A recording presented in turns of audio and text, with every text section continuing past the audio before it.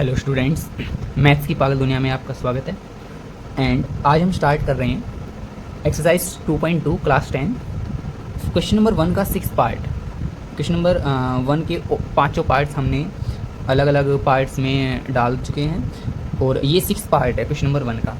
तो यहाँ पे इसकी ज़ीरोज़ हमें फाइंड आउट करनी है और दूसरा उन ज़ीरोज़ में रिलेशनशिप भी हमें वेरीफाई करके दिखानी है। ओके, देखते हैं। यहाँ पे देखिए मिडिल टर्म स्प्लिटिंग कर लेते हैं पहले और इसको जो है ज़ीरो के इक्वल रख लेते हैं। Put P X is equal to zero. इस पी एक्स की वैल्यू को ज़ीरो के इक्वल रख लेते हैं। पी एक्स कितना देखो 3x square minus x minus 4 है ना। पी एक्स की वैल्यू डाल दी हमने, इक्वल टू में क्या रखना है ज़ीरो। तो यहाँ पर ये a है, यहाँ पे ये x देखो, x स्क्वायर के सामने a, x के सामने कुछ नहीं तो b, कुछ नहीं तो यहाँ पे 1 है और ये आ गया c। तो a b c हमारे पास है, तो a और c की हम मल्टीप्लाई कर लेंगे। पहले हम लिखेंगे 3x स्क्वायर माइनस इस 1 के लिए ब्रैकेट छोड़ दीजिए और ये x as it is minus में 4 इक्वल टू 0। 3 4 से मल्टीप्लाई करेंगे 12 है ना, a और c की मल्टीप्लाई करनी है 12 आ जाएगा। 12 के ऐसे फैक्टर्स कि जिनको प्लस या माइनस करने पे 1 बचना चाहिए है ना। तो 4 और 3 3 4 12 है ना। तो 4 में से 3 माइनस कर देंगे हम, 3x स्क्वायर माइनस, अब ये देखिए ब्रैकेट लगाएंगे, 4 की मल्टीप्लाई x से करेंगे 4x माइनस 3 की x से करेंगे 3x minus 4 equal to 0। 3x square ये माइनस 4x, अब माइनस की मल्टीप्लाई माइनस में करेंगे तो plus 3x minus 4 equal to 0। तो हम क्या देख पाते हैं 3 की टेबल में 4 नहीं आएगा अगर हम कॉमन लेने लगे तो इन फैक्टर्स को इस वाले फैक्टर को आगे ले आओ, इस वाले को पीछे ले आते हैं। तो 3x स्क्वायर साइन के साथ प्लस का 3x इधर आ जाएगा और ये जो माइनस का 4x है ये पीछे चला जाएगा, माइनस 4 इक्वल टू 0। अब इन दोनों में और इन दोनों में हम क्या कर लेते हैं, कॉमन ले लेते हैं। तो जैसा कि हमने अदर पार्ट्स में बता रखा है अलग से, तो उसी तरह से कर लेना। मैं डायरेक्ट लिख देता हूँ। देखो यहाँ पे 3x स्क्वायर है, ये 3x, तो 3x कॉमन आ जाएगा, यहाँ पे बचेगा अंदर क्या x प्लस 1, यहाँ पे माइनस है, इन दोनों में 4 कॉमन आ जाएगा, x plus 1 equal to 0। Same bracket एक बार लेंगे और 3x माइनस 4 यानी जो ब्रैकेट से बाहर है वो एक बार, आइदर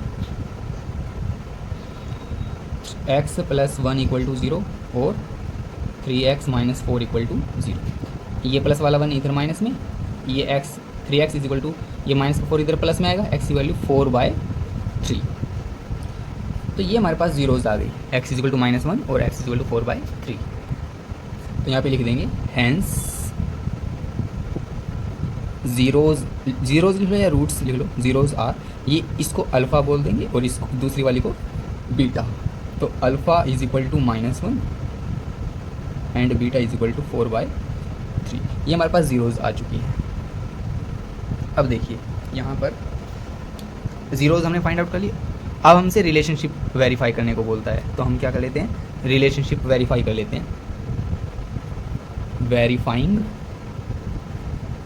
रिलेशनशिप है ना बिटवीन जीरोज़ एंड कोएफिशिएंट्स। पूरा लिखना चाहो पूरा लिख सकते हो। ये रिलेशनशिप वेरीफाई कर रहे हैं। ओके, तो रिलेशनशिप क्या है जीरोज़ और कोएफिशिएंट्स के बीच में? सबसे पहले तो है कि जीरोज़ का सम देख लेते हैं ना, सम ऑफ ज़ीरोज़, और दूसरा क्या है प्रोडक्ट ऑफ ज़ीरोज़। सम क्या होगा ज़ीरोज़ का कि alpha plus beta is equal to minus b upon a है ना। ए बी सी क्या है, ये कांस्टेंट यानी सॉरी कोएफिशिएंट टर्म्स है हमारे पास है ना, कोएफिशिएंट्स। जैसे एक्स स्क्वायर का कोएफिशिएंट क्या है 3, तो ये ए की वैल्यू होगी। यहाँ पे एक्स का कोएफिशिएंट कुछ नहीं तो क्या है 1 है ना, वो भी माइनस का, तो बी की वैल्यू -1 और सी क्या है -4। प्रोडक्ट ऑफ ज़ीरोज़ में क्या रिलेशनशिप होती है, alpha times beta is equal to c upon A.